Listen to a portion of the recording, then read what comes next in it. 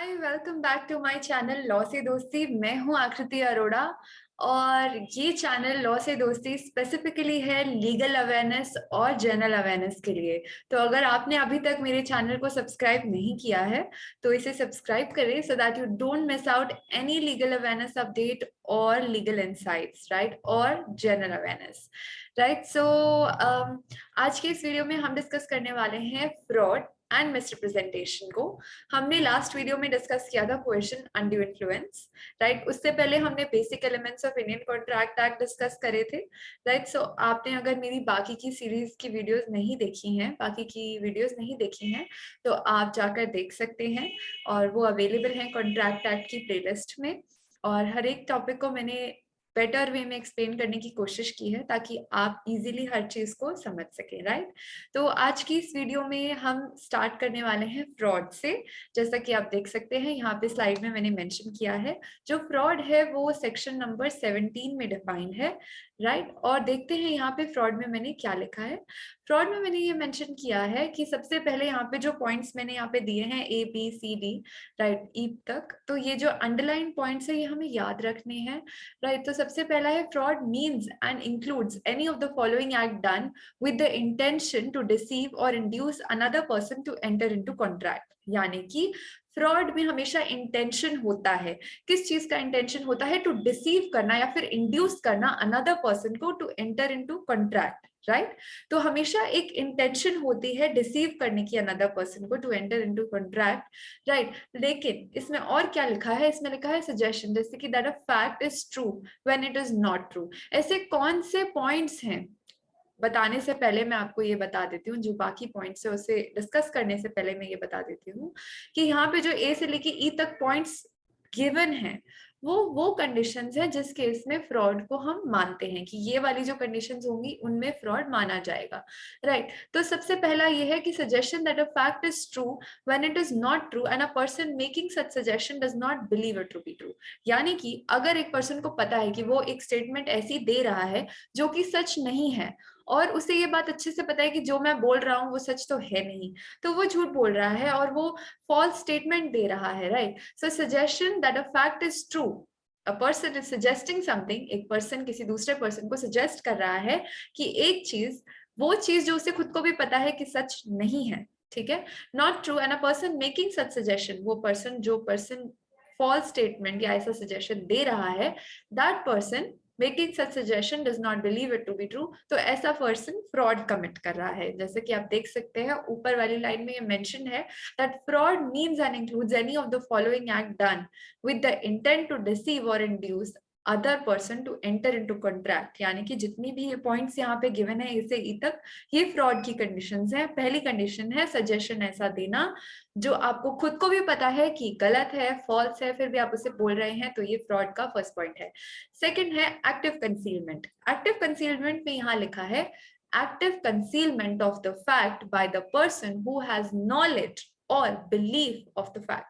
यानी कि अगर किसी पर्सन को किसी चीज के से रिलेटेड नॉलेज है और फिर भी वो उस चीज को कंसील करके रखता है, राइट।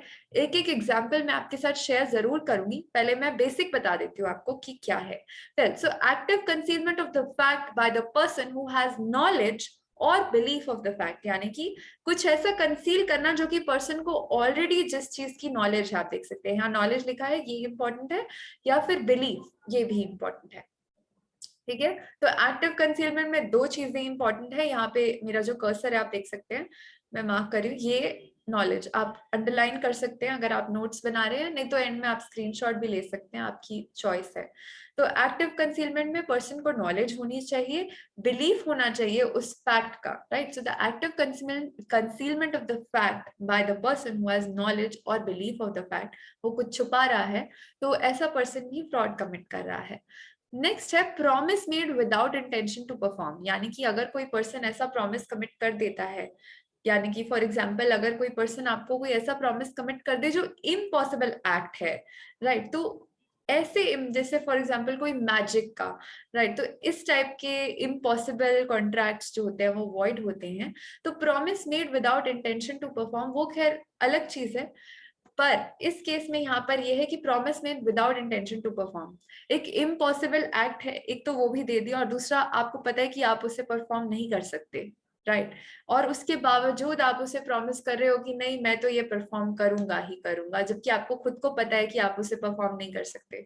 तो ऐसा प्रॉमिस करना भी फ्रॉड कमिट करने के बराबर है, right. So promise made without intention to perform, यानी कि आप कोई ऐसा प्रॉमिस बना रहे हैं, आप ऐसा कोई प्रॉमिस कर रहे हैं जो आपको पता है कि आपकी इंटेंशन है कि मैं तो ये पूरा नहीं करने वाला हूँ, ना ही मैं कर सकता हूँ, तो वो एक फ्रॉड कमिट करने के इक्वल होगा, राइट। एग्जाम्पल लेते हैं एक और, वो शायद इस कंडीशन में, जो पहला वाला एग्जाम्पल था वो इस कंडीशन में शायद इतना ना बैठे, तो मैं आपको एक और एग्जाम्पल देती हूँ। जैसे कि एक पर्सन ने दूसरे पर्सन से ये कहा कि मैं आपका ये कॉन्ट्रैक्ट जो आपने मेरे साथ किया है, ठीक है, मैं इसे फुलफिल करने वाला हूँ, मैं आपको पेमेंट दे दूंगा। अंदर से मन में कह रहा है कि ठीक है, काम होने के बाद मैं इसको पेमेंट नहीं करने वाला, I will not do it, तो वो एक फ्रॉड कमिट करना है, राइट। उसके बाद है एनी सच एक्ट और omission as the law specifically declares to be fraudulent, कोई भी एक्ट, कोई भी ओमिशन जो लॉ में पहले से डिक्लेयर्ड है कि ये फ्रॉड है, ऐसा करना फ्रॉड कमिट करना है या ऐसा करना गलत है, तो ऐसा कोई भी एक्शन करना, एनी सच एक्ट और omission as the law specifically declares to be fraudulent, तो वो भी फ्रॉड कमिट करना है, ठीक है। आगे बढ़ते हैं। अच्छा, तो यहाँ पर आगे मैंने लिखा है what's required to commit a fraud. Well, what is required to commit a fraud, यहाँ पे सबसे पहले 4 पॉइंट्स लिखे हैं। फॉल्स स्टेटमेंट रिक्वायर्ड होता है, इंटेंशन रिक्वायर्ड होता है टू डिसीव, थर्ड है इंटेंशनल मिसरिप्रेजेंटेशन, और फोर्थ यहाँ लिखा है induce another party to enter into contract. ये तो आप 4-5 चीजें जो मैंने यहाँ लिखी हैं, 4 चीजें आप उसे दिमाग में अच्छे से बैठा लें कि फॉल्स स्टेटमेंट रिक्वायर्ड होती है फ्रॉड के केस में। दूसरी चीज रिक्वायर्ड होती है intention to deceive, false statement, intention to deceive. तीसरा है इंटेंशनल मिसरिप्रेजेंटेशन, इंटेंशनल मिसरिप्रेजेंटेशन यानी कि जानबूझकर आप इस चीज को मिसरिप्रेजेंट कर रहे हैं। सबसे पहले एक तो आप झूठी स्टेटमेंट दे रहे हैं, फॉल्स स्टेटमेंट। दूसरी चीज है कि आप इंटेंशन रखते हैं सामने वाले पर्सन को डिसीव करने की। तीसरा पॉइंट है कि आप मिसरिप्रेजेंट कर रहे हैं, ठीक है, इंटेंशनली मिसरिप्रेजेंट कर रहे हैं। और फोर्थ पॉइंट है इंड्यूस कर रहे हैं। क्यों मिसरिप्रेजेंट कर रहे हैं? क्योंकि आपको उनको इंड्यूस करना है कि वो एंटर करें आपके कॉन्ट्रैक्ट में, ठीक है। तो इस ये जो 4 पॉइंट्स हैं ये बहुत इंपॉर्टेंट है फ्रॉड के लिए, right. Although if such person making such representation honestly believes in its truth, he is not guilty of fraud। यानी कि मिसरिप्रेजेंटेशन इंटेंशनल है यहाँ पर फ्रॉड में, लेकिन अगर कोई पर्सन मिसरिप्रेजेंट कर रहा है किसी चीज को और उसे वो चीज लगती है कि मैं जो रिप्रेजेंट कर रहा हूँ वो सही है, मतलब उसकी नॉलेज के on best of his knowledge he believes it to be true, then that person is not committing fraud। why? because intentionally नहीं कर रहा है वो सामने वाले पर्सन को डिसीव। यहाँ पे फॉल्स स्टेटमेंट है, एग्रीड, ठीक है, लेकिन इंटेंशनल मिसरिप्रेजेंटेशन यहाँ इस एग्जाम्पल में नहीं है और ना ही इंटेंशन है डिसीव करने की। सो दैट इज वाई कि अगर कोई पर्सन स्टेटमेंट दे रहा है और उसे लगता है कि वो सच है, तो वो फ्रॉड के लिए गिल्टी नहीं होगा। आगे बढ़ते हैं।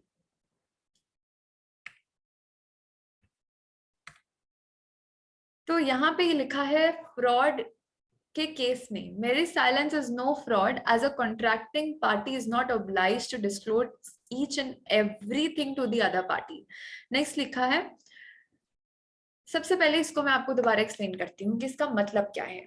दोबारा रीड करते हैं, mere silence is no fraud as a contracting party is not obliged to disclose each and everything to the another party, right. इससे आपको क्या समझ में आता है?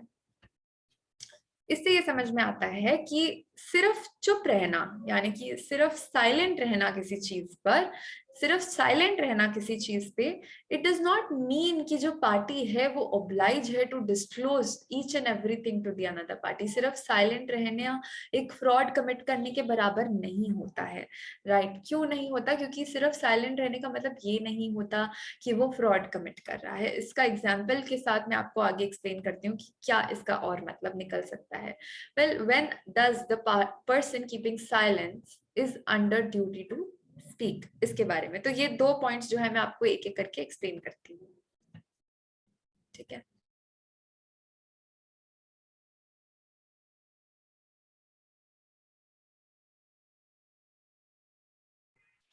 अच्छा, तो सबसे पहला यहाँ पे जो फर्स्ट पॉइंट है उसे डिस्कस करते हैं कि साइलेंस कब, चुप रहना कब फ्रॉड नहीं होता।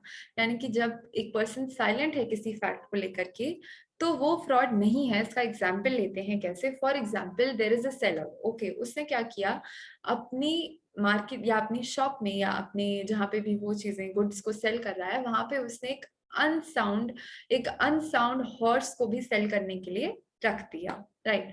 तो सेल पे लगा दिया, राइट। नाउ इस केस में यहाँ पे क्या हुआ, he has not given any guarantee of the horse to anybody, neither he has disclosed anything, neither any customer has asked anything about the horse from the seller, right, and still the buyer buys the horse without asking any detail about the horse, neither the buyer asks nor the seller discloses, right। तो यहाँ पे क्या होता है, the seller is merely just silent। so इस case में अगर after buying the horse अगर horse में कोई खराबी आती है, कोई प्रॉब्लम आती है, तो सेलर जो है, जो बायर है, वो सेलर को स्यू नहीं कर सकता।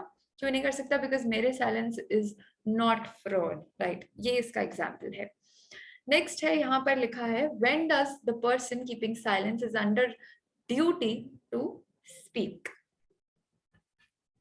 ड्यूटी टू स्पीक तब आती है जब कस्टमर फॉर एग्जांपल आपसे खुद आके पूछता है कि ये प्रोडक्ट ठीक है ना, इसमें कोई दिक्कत तो नहीं है, इसमें कोई प्रॉब्लम तो नहीं है, और तब जो सेलर है वो झूठ बोल देता है तो वो लायबल होगा, या फिर डिस्क्लोज नहीं करता है तो एक्टिव कंसीलमेंट होगी, राइट। तो तब सेलर की ड्यूटी है उसको सब कुछ बताना उस प्रोडक्ट के बारे में, राइट। तो when does person keeping silence is under duty to speak, when it is asked, right. And there are certain cases even when it is not asked, he has to disclose certain facts. For example, if there is a father, he has to sell a horse or he has to give the horse to the son, right। और उस case में क्या होता है कि जो सन है he basically relies upon the father, right। तो यहाँ पे फादर की ड्यूटी बनती है कि वो डिस्क्लोज करे सारे फैक्ट्स, राइट। तो ये एक एग्जाम्पल है when the person keeping silence is under duty to speak, right. Next point लेते हैं, व्हेन कॉन्ट्रैक्टिंग पार्टी, यही मैंने आपको अभी बताया, ये तो इसी का पॉइंट है जो मैंने अभी एक्सप्लेन किया था कि person keeping silence under duty to speak when. तो यहाँ पे नीचे स्लाइड में वही लिखा है कि जब ट्रस्ट एक पर्सन दूसरे पर्सन पे रखता है या फिर एक कॉन्फिडेंस रखता है, जैसे मैंने अभी एग्जाम्पल लिया फादर एंड सन का, तो उस केस में तो आपको डिस्क्लोज करना ही पड़ेगा। ओके, नेक्स्ट है यहाँ पे fraud when is silence equivalent to speech, यानी कि कब साइलेंस जो है वो स्पीच के बराबर होता है। चुप रहना आपका कुछ कह जाना हो जाता है, ऐसा कब होता है? जैसे कि यहाँ पे देखा है एग्जाम्पल, ए एक बायर है, okay, a buys, okay, a buyer, sorry, pardon, I'll repeat again, okay, a buyer asks the seller whether the horse is sound and he remains silent, this is fraud. जैसे कि मैंने अभी पिछले slide में example लिया कि एक buyer है वो सेलर से पूछता है कि ये सब गुड ठीक है ना, ये प्रोडक्ट ठीक है, एंड स्टिल जो सेलर है वो रिप्लाई ही नहीं करता, वो बोलता नहीं है या वो चुप रहता है, तो उस केस में वो फ्रॉड कमिट करना है, क्योंकि वो तो एक्टिव कंसीलमेंट हो जाएगा, इंटेंशनल एक्टिव कंसीलमेंट हो जाएगा, इंटेंशनल मिसरिप्रेजेंटेशन हो जाएगा, इंटेंशन हो जाएगी उस सेलर की टू गिव फॉल्स स्टेटमेंट, मतलब फॉल्स स्टेटमेंट तो वो नहीं दे रहा है लेकिन एक्टिव कंसील जरूर कर रहा है, और झूठ ही तो हुआ ना, वो उससे पूछ रहा है कि ये सही है, तो वो चुप है, इसका मतलब कि हाँ सब सही है, राइट। तो he wants the other person to believe that yes everything is fine, जबकि everything is not fine, right. So if a buyer asks the seller whether the horse is sound and he remains silent, then this is like equivalent to committing fraud. You are intentionally letting the other person think that this thing is right, जबकि it is not right, right। So next is when the party is not liable for fraud। ऐसा कौन सा case है जब party जो है वो fraud के लिए लाइबल नहीं होती है? well think about yourself, ऐसा कौन सा केस है जब पार्टी जो है that will not be liable for fraud? well, यहाँ पे लिखा है when the party could discover the truth by ordinary diligence, he cannot avoid the contract, यानी कि अगर एक पर्सन एक प्रोडक्ट खरीदने जाता है, ठीक है, A wants to buy a product, he goes to the shop, right, B की शॉप में वो जाता है एंड वहां पे एक प्रोडक्ट है जो ए को पसंद है, राइट, एंड ए जो है उस प्रोडक्ट को लेता है एंड देखता है कि okay I want to buy that product, लेकिन अगर उसमें कोई विजिबल डिफेक्ट है, आपको पता है कि वो एक ऑर्डिनरी प्रूडेंस का एक बंदा, एक पर्सन, राइट, एक ऑर्डिनरी डिलिजेंस से उस चीज को डिटेक्ट कर सकता है, वो दिख रहा है, आप उसको देख सकते हो, there is one term also, buyers beware, right, तो बायर्स ऑल्सो, बायर की भी ड्यूटी बनती है कि वो अवेयर रहे, राइट, तो यहाँ पे एक एक्सेप्शन है that when a party could discover the truth by ordinary diligence, he cannot avoid contract, that is, it will be binding on that person. एक केस लॉ लेते हैं, Derry versus Peek. It was held in this case that a person making representation believes in its truth, then he is not guilty of fraud. Well, ये मैंने इसलिए mention किया कि अगर आप अपने किसी एग्जाम के लिए प्रिपेयर कर रहे हैं, कॉलेज एग्जाम के लिए, तो आप ये केस लॉस में डाल सकते हैं, आपको मार्क्स जरूर मिलेंगे. आगे बढ़ते हैं मिस रिप्रेजेंटेशन की तरफ. वेल, यहाँ पे मैंने ये मेंशन किया है कि मिस रिप्रेजेंटेशन के जो एसेंशियल्स होते हैं वो क्या हैं. सबसे पहला है misstatement of fact material to the contract, यानी कि सबसे पहला है misstatement to the fact material to the contract. दूसरा है false statement which he himself believes to be true. Fraud में क्या था? फ्रॉड में था that he is misrepresenting intentionally. यहाँ पे वो इंटेंशनली मिसरिप्रेजेंट नहीं कर रहा है, लेकिन जो भी वो बोल रहा है वो उसे लग रहा है कि वो सच है, पर वो एक्चुअली में गलत है. So false statement which he himself believes to be true. And next है, he does not intend to deceive the another person. तो मिसरिप्रेजेंटेशन में क्या होता है? The person is not intending to deceive the another person, he is giving a false statement which he himself believes it to be true, and misstatement of material fact of the contract, right?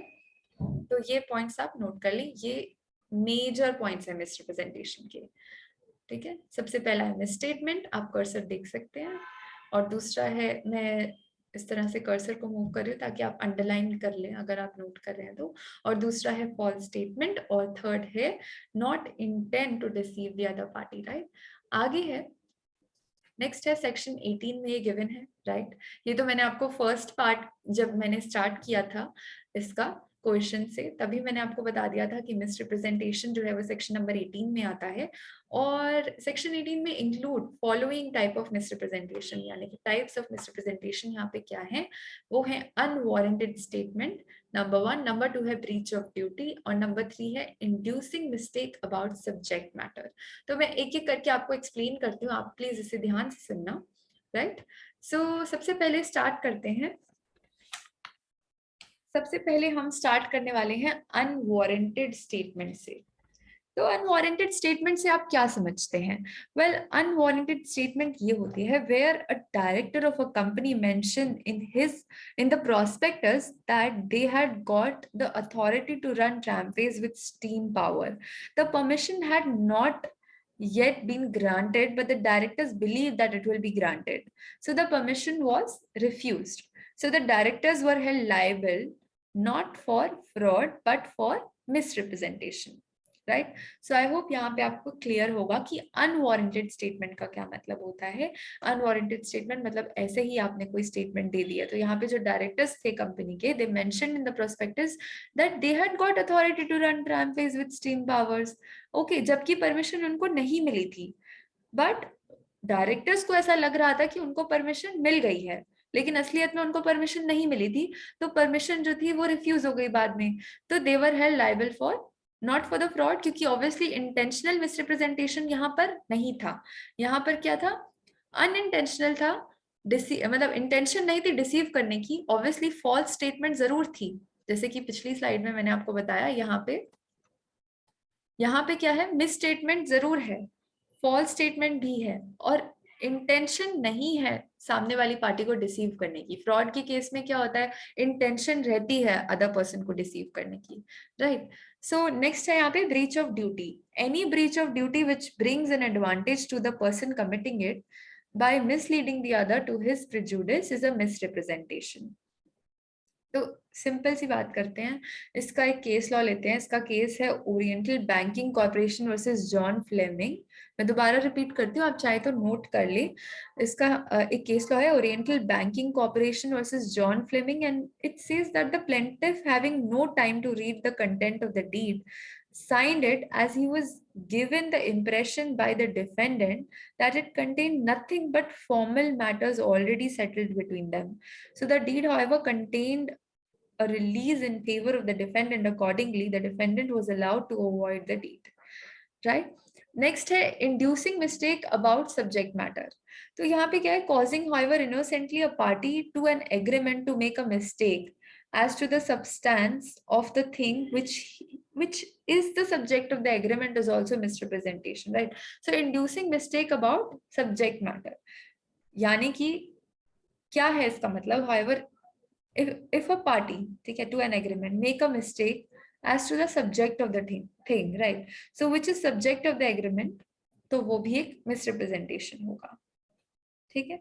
अब बात करते हैं fraud और misrepresentation के difference के बारे में।